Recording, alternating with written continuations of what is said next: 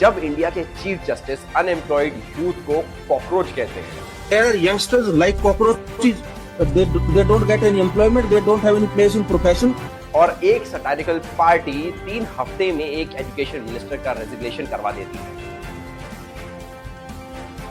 कि अगर सब कॉकरोच एक साथ आ जाएं तो क्या होगा। आपकी सारी मांगे पूरी होगी। भारत माता की जय। बता सकते हैं 5 डिमांड्स, 5 वीडियोस, 5 डॉक्यूमेंटेड फेलियर्स।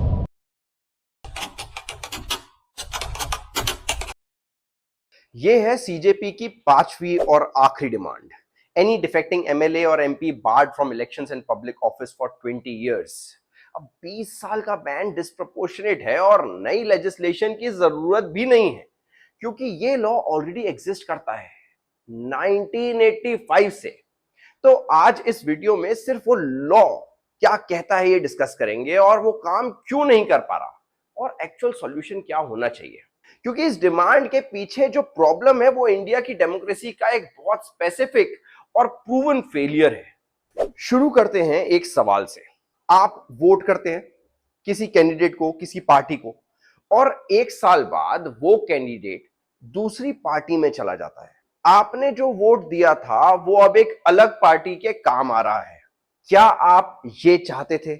ये सवाल 1985 में पार्लियामेंट ने भी किया था और जवाब दिया था 52nd constitutional amendment, 10th schedule anti defection law. एक प्लेन सेंटेंस में, जो एमपी या एमएलए अपनी पार्टी छोड़कर दूसरी पार्टी में जाए या पार्टी की लाइन के खिलाफ वोट करे, वो डिस्क्वालिफाइड हो जाएगा पार्लियामेंट या असेंबली से। सॉलिड लॉ, स्ट्रॉन्ग इंटेंट, लेकिन इस लॉ में एक झोल था। डिस्क्वालिफिकेशन का फैसला कौन करेगा? स्पीकर। और स्पीकर कौन होता है? रूलिंग पार्टी का मेंबर जो रूलिंग मेजॉरिटी ने चूज किया होता है। मतलब जो पार्टी डिफेक्शन से फायदा उठा रही है उसी पार्टी का स्पीकर डिस्क्वालिफिकेशन डिसाइड करेगा, और कोई टाइम लिमिट नहीं। स्पीकर जब चाहे डिसाइड करे, महीने बाद, साल बाद, कभी नहीं, उसकी मर्जी। एंटी डिफेक्शन लॉ एग्जिस्ट करता है, लेकिन जो इसके खिलाफ डिफेक्ट करे वो भी लेजिस्लेचर में बैठा रहेगा, वोट देता रहेगा, मिनिस्टर भी बन सकता है, जब तक स्पीकर डिसाइड ना करे। और स्पीकर डिसाइड कब करे? जब उसे ठीक लगे। अब ये प्रैक्टिकली क्या दिखाता है, एक स्पेसिफिक केस में देखते हैं। जून 22, 2022 महाराष्ट्र एकनाथ शिंदे और रिबेल शिवसेना एमएलएज पार्टी छोड़कर बीजेपी के साथ चले गए। जून 23 डिस्क्वालिफिकेशन पिटीशन फाइल हुई। जून 27 सुप्रीम कोर्ट ने रिप्लाईज मांगी, डेडलाइन दी, रिप्लाई नहीं आया। कुछ दिन बाद शिंदे महाराष्ट्र के चीफ मिनिस्टर बन गए। नया स्पीकर इलेक्ट हुआ बीजेपी का। अब वो बीजेपी का स्पीकर शिवसेना यूबीटी की डिस्क्वालिफिकेशन पिटीशन डिसाइड करेगा। 2022 में पिटीशन फाइल हुई। 2023 में सुप्रीम कोर्ट ने फैसला दिया कि स्पीकर ने इनऑर्डिनेट डिले किया। इस बीच शिंदे 1 साल से ज्यादा महाराष्ट्र के सीएम बने रहे पेंडिंग डिस्क्वालिफिकेशन पिटीशन के साथ। ये एंटी डिफेक्शन लॉ है कागज पर, लेकिन महाराष्ट्र अकेला एग्जाम्पल नहीं है, ये एक पैटर्न है। और इस पैटर्न का एक और डायमेंशन है जो शायद आपने खुद सुना हो, सभी ने सुना है, बीजेपी वॉशिंग मशीन। ये निकनेम कहां से आया? डॉक्यूमेंटेड पैटर्न ये है। ऑपोजिशन लीडर्स जिनके खिलाफ ईडी, सीबीआई, आईटी रेड्स होती हैं, जो बीजेपी में ज्वाइन कर लेते हैं, उनके केसेस या तो कोल्ड हो जाते हैं या क्लीन चिट मिलती है, और जो ज्वाइन नहीं करते प्रोसिक्यूशन जारी रहती है।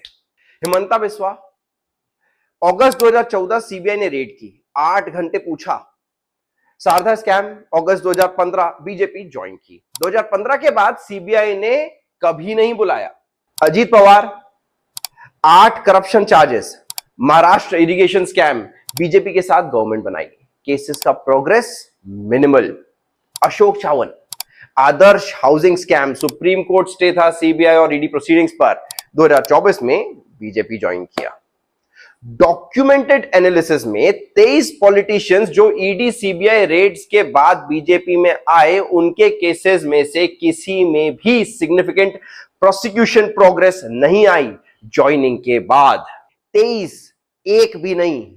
मैं एक बार फिर कहता हूं, ये प्रूवन क्विड प्रो क्यों नहीं है, कोई कोर्ट ने ऐसे डिक्लेयर नहीं किया, लेकिन 23 केसेस, एक ही पैटर्न, एक ही डायरेक्शन, आप खुद जज करो। और सबसे रीसेंट, सबसे स्पेसिफिक, अशोक मित्तल, अप्रैल 2, 2026 मित्तल को आप में प्रमोट किया गया डेप्यूटी लीडर राज्यसभा। अप्रैल 15, 2026 ईडी ने मित्तल के प्रेमाइसेस पर रेड्स की। पंजाब और हरियाणा में एफईएमए मनी लॉन्ड्रिंग प्रोब। अप्रैल 25, 2026 मित्तल बीजेपी में ज्वाइन कर गए। 6 और आपके एमपीज के साथ। ईडी केस के बाद का स्टेटस, कोई चार्जशीट नहीं, कोई अपडेट नहीं, कोई और रेड नहीं। अप्रैल 2 प्रमोट हुआ, अप्रैल 15 ईडी रेड, अप्रैल 25 बीजेपी ज्वाइन। मैं कोई कंक्लूजन नहीं दे रहा, दे भी नहीं सकता, सिर्फ डेट बोल सकता हूं, वही बोल रहा हूं। अब वापस आते हैं एंटी डिफेक्शन पर, क्योंकि वॉशिंग मशीन और डिफेक्शन आपस में कनेक्टेड है। ईडी रेड्स होती हैं, लीडर नर्वस होता है, पार्टी स्विच करता है, केस ठंडा पड़ जाता है, और जो लॉ था इस स्विच को रोकने के लिए वो स्पीकर के पास पड़ा है, जो रूलिंग पार्टी का है। Loop complete. तो अब जून 2026 का एक और एग्जाम्पल, एक ही महीने में 2 अलग डिफेक्शन केसेस, 2 अलग आउटकम्स। पहला केस, शिवसेना यूबीटी के 6 लोकसभा एमपीज एकनाथ शिंदे फैक्शन में गए। यूबीटी ने डिस्क्वालिफिकेशन पिटीशन फाइल की, स्पीकर ने तुरंत डिसाइड किया। दूसरा case, 20 rebel TMC MPs national citizen party में गए, स्पीकर ने अभी तक डिसाइड नहीं किया। सेम स्पीकर, सेम मंथ, एक केस तुरंत, दूसरा पेंडिंग। फर्क क्या था दोनों में? कौन सा डिफेक्शन रूलिंग अलायंस को फायदा देता था? ये एंटी डिफेक्शन लॉ का डॉक्यूमेंटेड फेलियर है। तो सॉल्यूशन क्या है? सीजेपी कहती है 20 साल का बैन, पर इसको भी बदलना पड़ेगा। 2 पॉइंट सॉल्यूशन। एक, स्पीकर के हाथ से ये पावर लो, एक इंडिपेंडेंट ट्रिब्यूनल दो, जैसे इलेक्शन डिस्प्यूट्स के लिए इलेक्शन ट्रिब्यूनल है, वही मॉडल एंटी डिफेक्शन के लिए भी लगाओ।